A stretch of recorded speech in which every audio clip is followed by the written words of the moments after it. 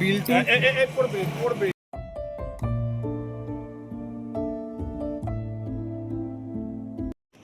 প্রত্যেক দিন 9টার সময় ঘুম থেকে ওঠার পরে হঠাৎ করে যদি কোনো একদিন ভোরবেলা ঘুম ভেঙে যায় তো চারপাশের পরিবেশটা দেখতে ভীষণই ভালো লাগে। হ্যালো এভরিওয়ান, আমি দিশা।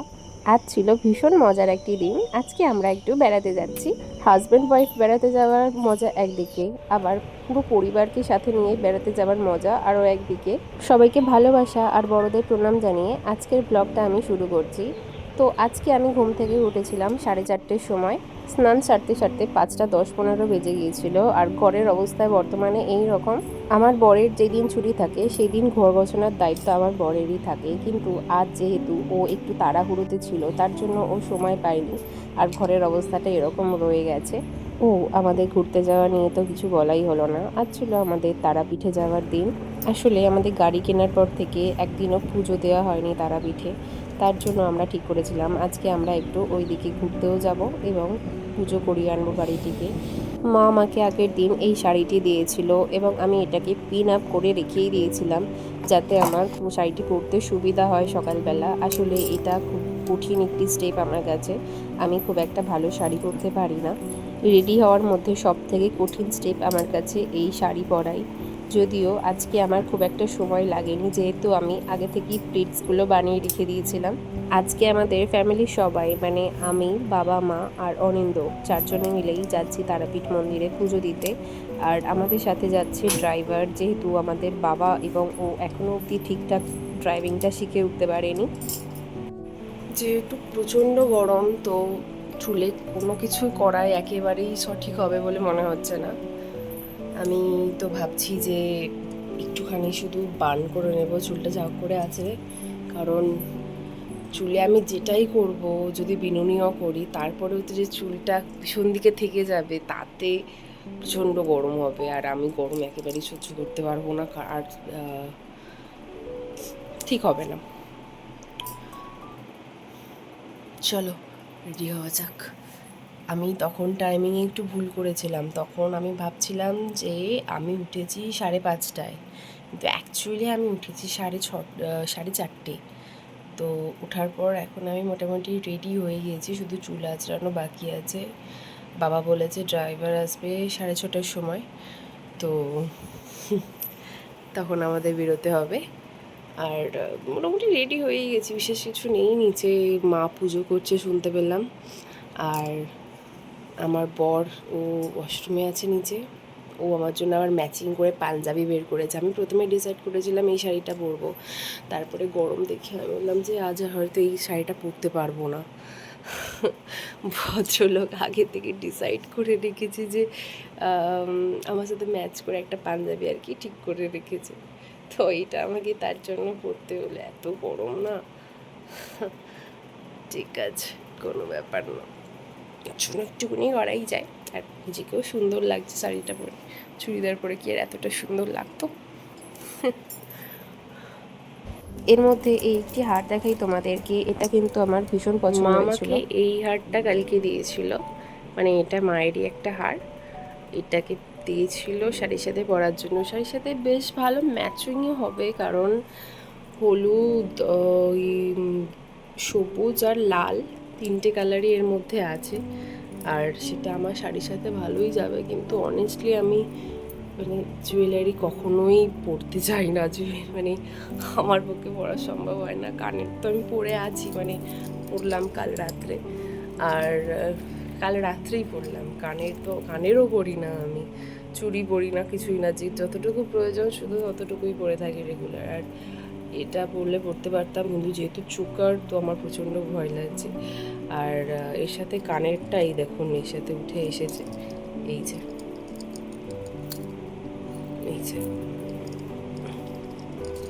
এটা হচ্ছে কানের, এটা হচ্ছে হার। মাকে ফিরিয়ে দেবো, কারণ আমি এটা পরতে পারবো না। আমি আর হারটার কিছু পরবো না, আমি জাস্ট সিম্পল অবস্থাতেই বেরিয়ে পড়বো, কারণ প্রচণ্ড গরম হবে পরে। এগুলোই হলো আমার আজকে সাজগুজ। এর বেশি আমি আর কিছুই আজকে করব না, কারণ এত ভোরবেলা আমার পক্ষে আর কিছুই করা সম্ভব না। এগুলোও আমার কাছে অনেক বেশি, কিন্তু যেহেতু অনেক দূরে যাচ্ছি, তো এগুলো তো একটু করতেই হবে। মা এসেছিল, মা এসে আমার শাড়ির এইটা আঁচলটা ঠিক করে দিয়ে গেল। আচ্ছা, আমার একটা খুব গভীর প্রশ্ন আছে, আমি তার উত্তর জানি না, যদি কারো জানা থাকে একটু আমাকে জানিও।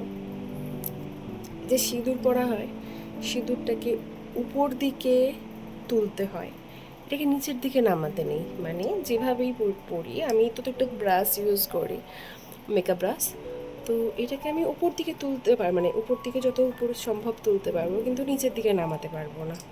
কেন এই কারণ? এটা মানে কি কারণ?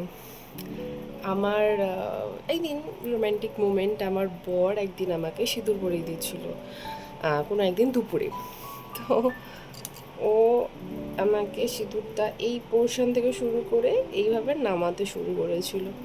তো আমি না ওকে খুব ঝাড় দিয়েছি, ঠিক আছে, প্রচণ্ড বকাবকি করেছি। আমি জানি এটা কোনো ভুল কিছু, মানে এরকম করা ঠিক নয়, কিন্তু কি কারণ আমি সেটা জানি না। যদি কারোর জানা থাকে আমাকে একটু জানিও প্লিজ। তো মোটামুটি আমি রেডি হয়েছি, টিপটা বাকি আছে, আর আমি এরকমই যাবো। এরপর আর কি এই ছোটোখাটো স্কিন কেয়ার আর একটা টিপ পরে আর একটু লিপস্টিক পরে আমি রেডি হয়ে গিয়েছিলাম। আমরা যেহেতু অনেকটাই সকালে যাচ্ছি, তাই আমি একদমই সাজগোজ করতে চাইছিলাম না, যদিও এই সাজগোজই আমার ভীষণ পছন্দের, একেবারে সিম্পল যেটা হয়। এর মধ্যে আমি আমার ঘরটাও পরিষ্কার করেছি, যেটা প্রচণ্ড পরিমাণে অপরিষ্কার অবস্থায় ছিল। আমার সত্যি তাড়াহুড়ো ছিল, এরপর আমাকে নিচে ড্রাইভারকে ফোন করতে হতো এবং জানতে হতো যে সে কখন আসবে। তারপর নিচে গিয়ে একটা খুব গুরুত্বপূর্ণ স্টেপ আমি মিস করেছিলাম, যেটা হলো ব্রাশ করা। আমি ব্রাশ করিনি তখনও পর্যন্ত, তাই নিচে গিয়ে আমি ব্রাশ করতে শুরু করলাম। এর মধ্যে আমি তোমাকে আমাদের বাড়ির চারপাশে পরিবেশটা একবার দেখিয়ে দিই। এতটাই সুন্দর লাগে ভোরবেলা, আমি জাস্ট ভাষায় এক্সপ্লেন করতে পারবো না। এরপর আমি বাড়ি থেকে বেরিয়ে বাইরের রাস্তাটা একবার দেখাই, তোমরা দেখো শুধু কতটা সুন্দর লাগছে।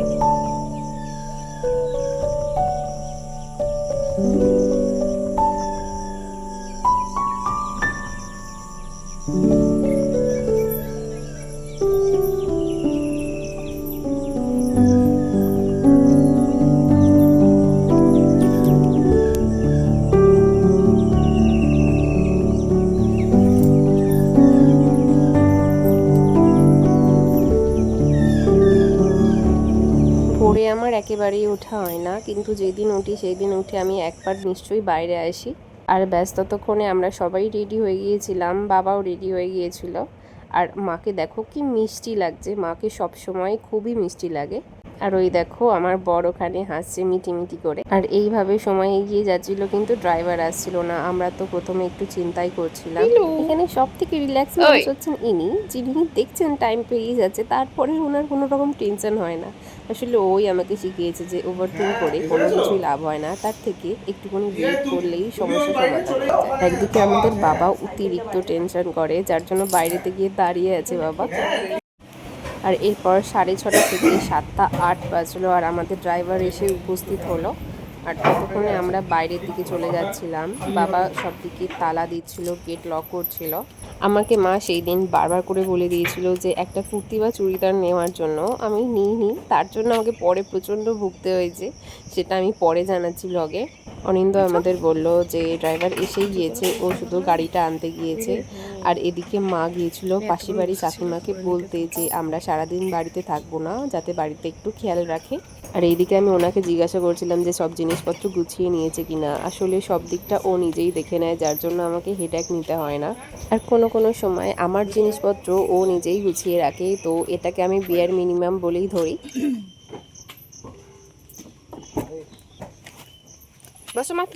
ব্যাস তারা আমাকে প্রণাম জানিয়ে আমাদের যাত্রা শুরু হলো। বাবা গাড়িতে নিউজ পেপার নিয়ে নিয়েছিল, যাতে গাড়িতে যেতে যেতে নিউজ পেপারটা পড়তে পারে।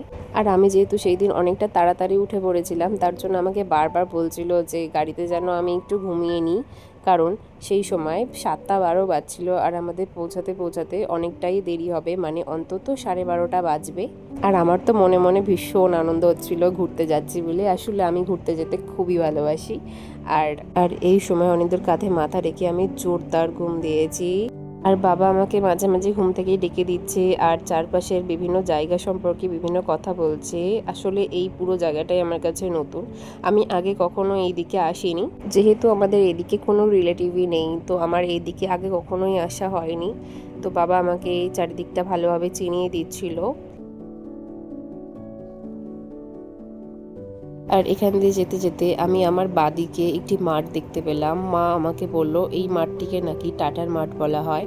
টাটার সম্পর্কে অনেকেই অনেক সবে জানো যে সিঙ্গুর এলাকায় কি হয়েছিল বেশ কয়েক বছর আগে। যেহেতু আমি তখন অনেকটাই ছোট ছিলাম, তাই আমি ওই সম্পর্কে বিশেষ কিছু জানি না। মা আর বাবার থেকে পরে অনেক কিছুই শুনেছি। অবস্থা কি অবস্থা। আর এটা ছিল আমাদের একটি মিনি ব্রেক। আমরা এখানে একটুখানি খাওয়া দাওয়া করে নিচ্ছিলাম। যেহেতু অনেকটাই সকালে বেরিয়েছি, তাই বাড়ি থেকে কিছু খাওয়া হয়নি। আর আমি তো চা খাই না, যার জন্য আমি সকালবেলা কিছুই খেয়ে বের হয়নি। আর অনেকটা সকালেই বেরিয়েছি। বাবার নাকি বেশ কয়েক বছর এখানে পোস্টিং ছিল, যার জন্য বাবা এখানকার অনেক রকম গল্প আমাকে শোনাচ্ছিল। আমার তো বেশ ভালোই লাগছিল শুনতে। আমি ওখানে গিয়ে ড্রাইভার কাকুকে ডেকে নিলাম, যেহেতু আমরা খাওয়া দাওয়া করবো এখানে। আর তখন ঘড়িতে বাজছিল 8:30। আমরা সবাই বিভিন্ন রকমের খাবার নিয়েছিলাম। অনিন্দ খাচ্ছিল কচুরি আর ঘুগনি, আর আমি এদিকে নিয়ে নিয়েছিলাম একটা মশলা ধোসা। আর সত্যি বলতে কি মশলা ধোসাটা সত্যি ভালো ছিল।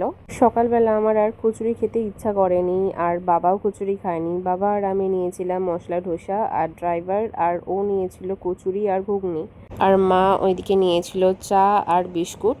এখানে খাবার মোটামুটি ভালোই ছিল। এবার আমাদের আবার বেরোনোর পালা। যাওয়ার সময় আমি দোকানের নামটা আরো একবার দেখিয়ে দিলাম। বাবার এদিকে নিউজ পেপার পড়া ততক্ষণে শুরু হয়ে গিয়েছিল। আচ্ছা ঠিক আছে, ঠিক আছে, দেখো না সবাই দেখে একবার জিজ্ঞাসা করো। দুবার না তিনবার, দুবার বর্ধমান, তারপরে জলপাইগুড়ি, আবার বর্ধমান। বাবা আমাকে বারবার করে বাদিকটা খেয়াল রাখতে বলেছিল, যেহেতু ওদিকে বাবার আগের অফিসটা ছিল। তো আমি দেখলাম, তার জন্য আমি ক্যামেরায় আর ক্যাপচার করতে পারিনি। আমাদের বাবা রয়েছেন ডিভিশনাল অ্যাকাউন্টেন্ট পোস্টে। বাবাদের অফিসটা বেশ বড়সড় আর দেখতেও বেশ সুন্দর ছিল। আর এদিকে বাবারও ঠিকই করতে পারছিল না, বাবার কতবার এখানে পোস্টিং হয়েছে। তো যাই হোক, এইভাবে আমরা এগিয়ে চললাম। এরপর আমরা ফাইনালি তারাপীঠে এসে উপস্থিত হলাম, এবং রাস্তায় প্রচণ্ড ভিড় ছিল।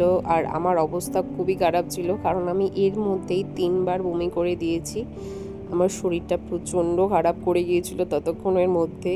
আর সেদিন যেহেতু অতিরিক্ত গরম ছিল, আমি একেবারেই গরম সহ্য করতে পারছিলাম না। আর আমাকে দেখেই মনে হচ্ছে যে আমার বিধ্বস্ত অবস্থা হয়ে গিয়েছিল।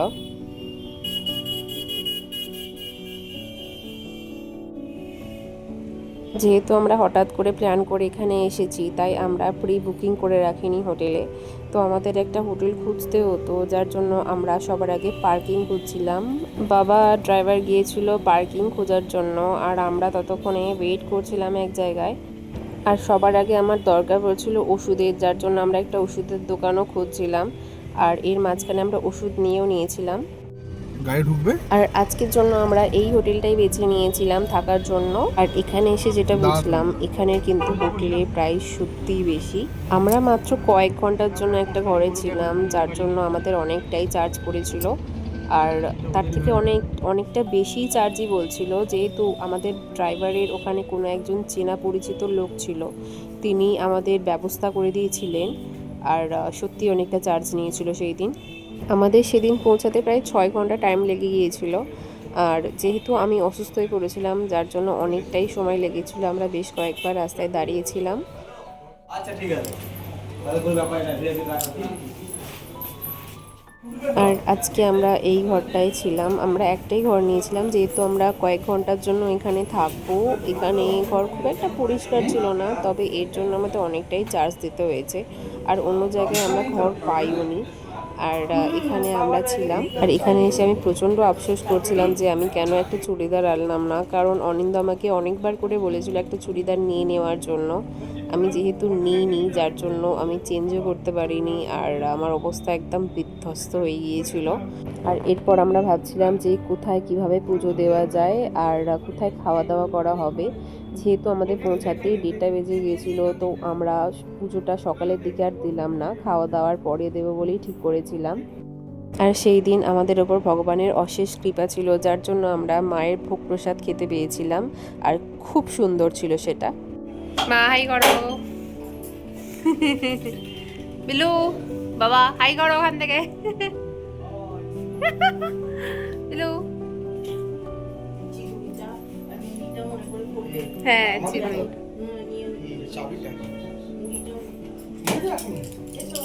চলো। তো ব্যাস, এবারে আমরা চললাম মায়ের দর্শনের জন্য, যার জন্য আজকে আমাদের এখানে আসা। বাবা একজন ব্রাহ্মণকে আগে থেকেই ঠিক করে রেখেছিল যে নাকি আমাদের পুজো দেওয়াতে সাহায্য করবে। আর এর মাঝে আমাদের সাথে একটা খুব বাজে ইনসিডেন্ট ঘটেছে, যেটা আমি পরে জানাচ্ছি।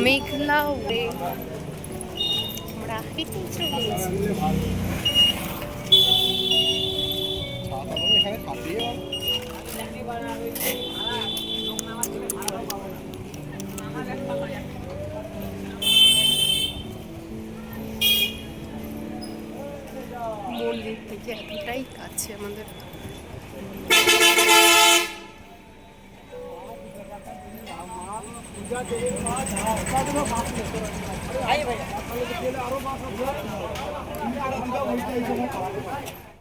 আর আজকে এই দোকান থেকে আমরা ডালার জিনিসপত্র কিনছিলাম, যেহেতু আমরা মাকে পুজো দেব তার জন্য। আর এই ভদ্রলোক সত্যি আমাদের অনেক সাহায্য করেছেন। ইনি আমাদের আজকে ব্রাহ্মণ, যিনি আমাদের মাকে দর্শন করতে, খুব ভালোভাবে দর্শন করতে সুবিধা করে দিয়েছেন। উনি তখন ডালা তৈরি করছিলেন আর আমরা তখন বেরোনোর জন্য রেডি হচ্ছিলাম। এখানে আমি সামনের কয়েকটা দোকান দেখাচ্ছি যেখানে প্রচণ্ড ভিড় ছিল। আসলে আমরা গিয়েছিলাম শনিবারে তো মা কালীর মন্দিরে অবশ্যই ভিড় থাকবে। ব্যাস, আমাদের ডালা তৈরি হয়ে গেল। এবার আমরা যাব পুজো দেওয়ার জন্য। আমরা সেই দিন আর বেশি দেরি করিনি, যেহেতু প্রচণ্ড ভিড় হয়েছিল, তো আমরা এগিয়ে যাচ্ছিলাম পুজো দেওয়ার জন্য। এরপরে আর কোনো ক্লিপ আমার নেওয়া হয়নি, কারণ সকলেই জানো যে মায়ের মন্দিরে ফোন নিয়ে প্রবেশ করা যায় না। আর আমাকে আর মাকে এখানে বাবার ছবি তুলে দিচ্ছিল। আর এখানে মায়ের মন্দির ছাড়াও আরও বেশ কয়েকটি শিব মন্দির ছিল, যেখানে আমি ঘুরে এসেছিলাম। এখানে আমি প্রায় 11 বছর আগে এসেছিলাম, তখন সম্পূর্ণ আলাদা ছিল জায়গাটি। এখানের জিনিসপত্রের প্রচণ্ড দাম ছিল, যার জন্য আমরা বিশেষ কিছু কেনাকাটা করিনি। কয়েকটা ছোট ছোট জিনিসই কিনেছি, আর সেটা আমি পরে দেখাবো। এখানে ওই বাজে ইনসিডেন্টের ব্যাপারে বলি। আমরা একটু আগে এসেছিলাম এখানে আইসক্রিম কিনতে, একটু পরে আমি যে দোকানটা দেখাবো ঠিক সেখানে। তো সেখানে আসার পরে আমরা বললাম আমাদের আইসক্রিম দিতে, তো উনি দুটো বক্সে এরকম আইসক্রিম দেখালো। 4টে আইসক্রিম ছিল সেখানে, আর সেটা প্রিন্ট ছিল 35 টাকা, কিন্তু উনি বললেন যে 60 টাকা দিতে। তো পরে যখন আমরা বললাম যে এখানে তো 60 টাকা লেখা আছে, 60 টাকা আপনি কেন নিচ্ছেন, বলে ঠিক আছে ছাড়ুন 50 টাকা দিন। কিন্তু আমরা 50 টাকা কেন দেবো, আমরা তো ওনার থেকে, আমরা তো দেখতে পাচ্ছি প্রিন্ট আছে ওখানে 35 টাকা। তো উনি সেখানে আমাদেরকে মানে অদ্ভুতভাবে ব্যবহার করে বললেন, যান চলে যান, নিতে হবে না, নিলে নেবেন না হলে নেবেন না। অদ্ভুত জিনিস, মানে 35 টাকা প্রিন্ট থাকার পরেও আমাদেরকে দিতে হচ্ছিলো 50 টাকা। তো এটাই বাজে ব্যাপার। রুমে এসে টুকটাক খাওয়া দাওয়া করার পর এবার আমাদের ছিল ফেরার পালা। আকাশের অবস্থা মোটামুটি খারাপ হয়ে আসছিল, যার জন্য আমরা আর এখানে ওয়েট করতে চাইনি। আমি আর মা এখানে ভিতরে বসেছিলাম, ও আর বাবা বাইরেটা গিয়ে ততক্ষণে গাড়ি বের করার ব্যবস্থা করছিল। ড্রাইভার ততক্ষণে এসে গিয়েছিল। এরপর আমাদের ডেকে নিয়েছিল। শনিবার হওয়ার কারণে এখানে যেহেতু অনেক দর্শনার্থী এসেছে, তো রাস্তায় প্রচণ্ড জ্যাম ছিল, তো গাড়িটি বের করতে প্রথমের দিকে একটু অসুবিধেই হচ্ছিল। পরে সেখানে ড্রাইভার এসে যায় এবং গাড়ি বের করে ফেলে। আমরা এখানে বেরোতে বেরোতে খেয়াল করলাম যে বৃষ্টি শুরু হয়ে গিয়েছে, তো আমরা আরও তাড়াতাড়ি করে বেরিয়ে পড়লাম। কিছুদিন আগে আমার মা আর বাবা এখানে এসেছিল, তো তারা এসে একটা ফালুদা খেয়েছিল, তো আমাকে বলেছিল এখানে এসে সেই ফালুদা ট্রাই করার জন্য। আমরা রাস্তায় কোথাও ফালুদা দেখতে পাইনি, কিন্তু সব শেষে আমরা রাস্তার একটু আগিয়ে গিয়েই ফালুদা দেখতে পেয়েছিলাম। তো দেখা মাত্রই অনেকে নেমে পড়লো ফালুদা কেনার জন্য। বাইরে টিপটিপ করে ততক্ষণে বৃষ্টি শুরু হয়ে গিয়েছিল, আর মা এখানে আমাকে ফালুদা এগিয়ে দিল। আর সত্যি বলছি এটা ভীষণই ভালো ছিল।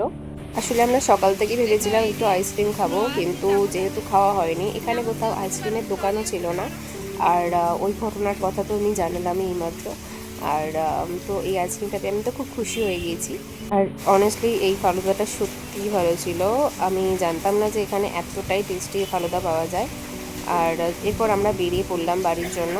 এখানকার পরিবেশটা সত্যিই ভালো ছিল, আর যেহেতু একটু আগেই বৃষ্টি হয়েছে, তো আরও ভালো হয়ে গিয়েছিলো ওয়েদারটা, ঠান্ডা ঠান্ডা হাওয়া দিচ্ছিলো। আর এখান দিয়ে যেতে যেতে আমরা পেয়েছিলাম বামাখ্যাপার বাড়ি।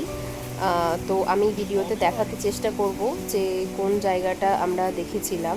ড্রাইভার বলছিল যে সেখানে গিয়ে একটু দর্শন করে আসতে, কিন্তু আমরা আর যাইনি কারণ আমাদের লেট হয়ে গিয়েছিল। আর যেতে যেতে আমরা প্ল্যান করেছিলাম কঙ্কালীতলা এক মন্দির রয়েছে, ড্রাইভার বলল যে সেখানে গিয়ে একটু দর্শন করে আসতে। আমরা গাড়ি থেকেই দেখতে পেয়ে গিয়েছিলাম যেহেতু এই মন্দিরটি, তো তার জন্য আমরা আর নেমে দেখা করতে যাইনি। আর এই হলো মামাখ্যাপার পুরানো বাড়ি।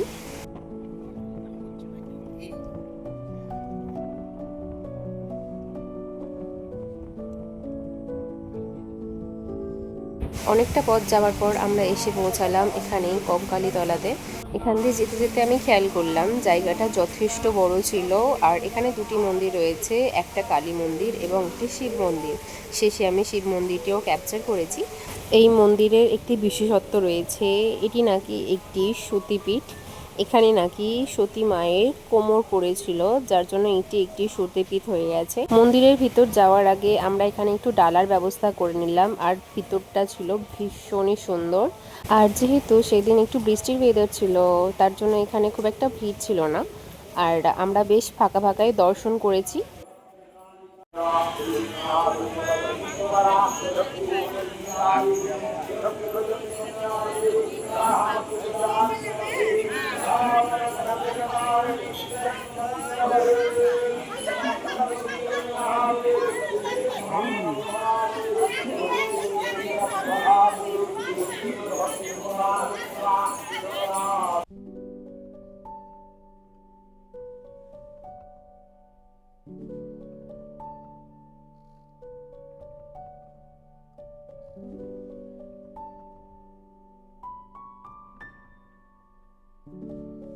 আর এখানে একটি পুকুর ছিল যেখানে সবাই নেমে মাথায় জল ছেটাচ্ছিল।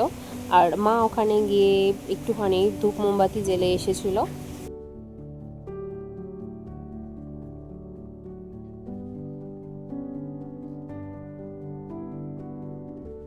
আর সত্যি বলতে কি এই জায়গাটা আমার সব থেকে বেশি ভালো লেগেছে। এখানে কয়েকজন গান করছিল। আর এই বাদ্যযন্ত্রগুলোকে কি বলে আমার জানা নেই, তবে গানগুলো আমার তো খুব ভালো লেগেছে। আর অনিন্দরও খুব ভালো লেগেছে, ও অনেকগুলো এই গান রেকর্ড করেছিল। আর এখানে আমি তোমাদের দেখাই কতগুলো সুন্দর সুন্দর ব্যাগ বসেছিল, মানে টুকটাক জিনিসপত্র বসেছিল যেগুলো কেনাকাটা চলছিল। আমরা গিয়েছিলাম কিছু জিনিস দেখার জন্য, কিন্তু অনেস্টলি এখানে প্রচুর দাম বলছিল। মানে নর্মাল দোকানের থেকে এখানে সত্যি অনেক অনেক দাম বলছিল। তবে দাম বেশি হওয়ার কথা ছিল না, কারণ ওরা প্রত্যেকেই বলছিল ওরা নাকি এসেছে শান্তিনিকেতন থেকে, মানে ওই সোনাঝুরির হাট থেকে। কিন্তু সেখানে তো খুব একটা দামি জিনিস পাওয়া যায় না, তো আমি তো দেখে সত্যিই অবাক হয়েছিলাম। যাই হোক, আমরা টুকটাক জিনিস কিনেছি, যেগুলো প্রয়োজন সেগুলো কিনেছি, তার ভিডিও আমি অবশ্যই পরে দেখাবো। আর সত্যি বলতে কি জিনিসগুলো সত্যিই সুন্দর ছিল। আমি দুটো ইয়াররিং নিয়েছি যেগুলো সত্যি খুব সুন্দর। এরপরে আমাদের প্রসাদ নেওয়ার পালা আর ফেরার পালা। আমরা এগিয়ে যাচ্ছিলাম।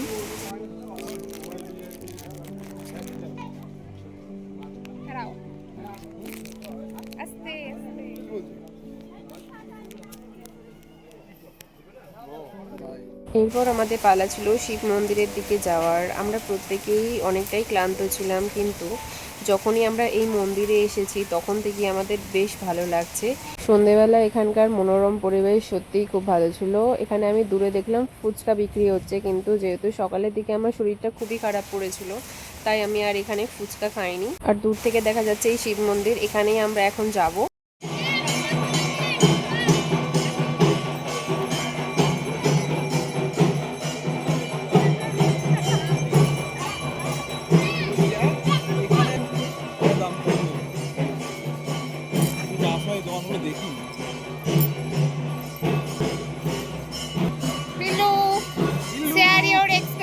হেভি মজা। শুধু সবসময় ঘুমিয়েছে, 10 ঘন্টার মধ্যে 9.5 ঘন্টা ঘুমিয়েছে। তো ঘুমাবো না, তার মধ্যে 8.5 ঘন্টা নাক ডেকেছে।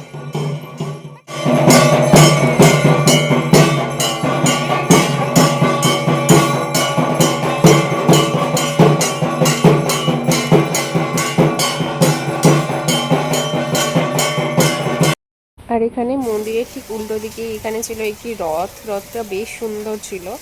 আর কিছুদিন পর যেহেতু রথযাত্রা, তো আমার তো রথ দেখি মনটা খুব ভালো হয়ে গেল। আমাদের জগদীশপুরের রথের কথা এখানে আমার মনে পড়ে গেল।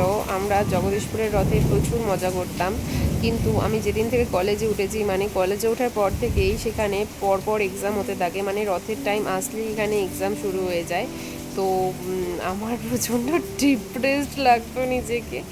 যাই হোক, তো তাও মজা করতে কোনো বছরই বাদ দিইনি। এমনকি আমার বিয়ের আগের বছর, মানে এই 2025-এর রথের সময়ও আমার চলছিল এক্সাম।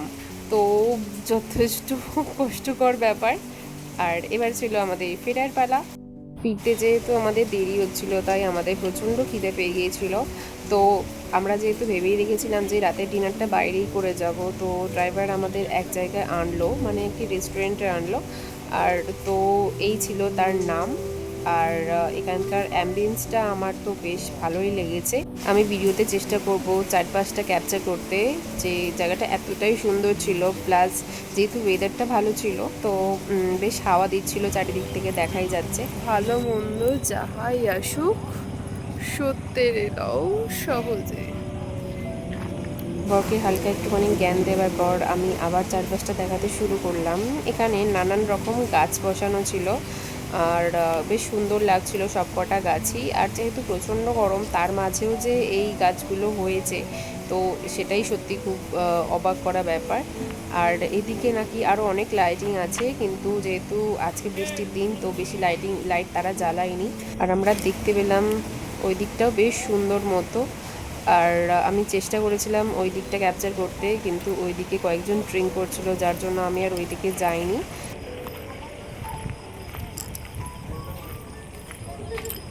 শুধু বাইরেটা না, ভিতরটাও বেশ সুন্দর করে সাজানো ছিল। আমি ভিতরটা একটু দেখাতে চেষ্টা করব।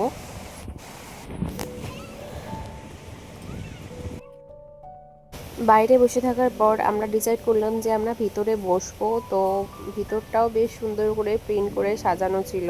আমরা যেহেতু সেই দিন প্রচণ্ড টায়ার্ড ছিলাম, তো বাইরে বসেছিলাম, কিন্তু ওখানে আমাদের গরম লাগছিল, যার জন্য আমরা ভিতরে চলে এলাম এক্সট্রা চার্জ দিয়ে, কারণ ভিতরে এসি চলছিল।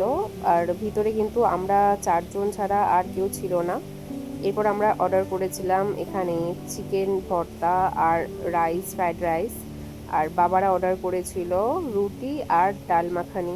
আর সত্যি বলতে কি, বিহেভিয়ার ওয়াইজ ওরা খুব একটা গ্রেড না পেলেও খাবারের কোয়ালিটি ওয়াইজ ওরা সত্যিই ভালো গ্রেড পেয়েছে, কারণ ওদের প্রাইস অনুযায়ী ওদের খাবার দাবার বেশ ভালো ছিল। তবে এটাও সত্যি কথা যে ওরা অনেকক্ষণ ওয়েট করিয়েছিল আমাদের, প্লাস ওরা অর্ধেক অর্ডার নিতেও চায়নি। ও যাই হোক, তো চারপাশটা আমি আরও একবার দেখাতে চেষ্টা করব। এখানে কি সুন্দর কালারফুল ফুল ফুটেছে।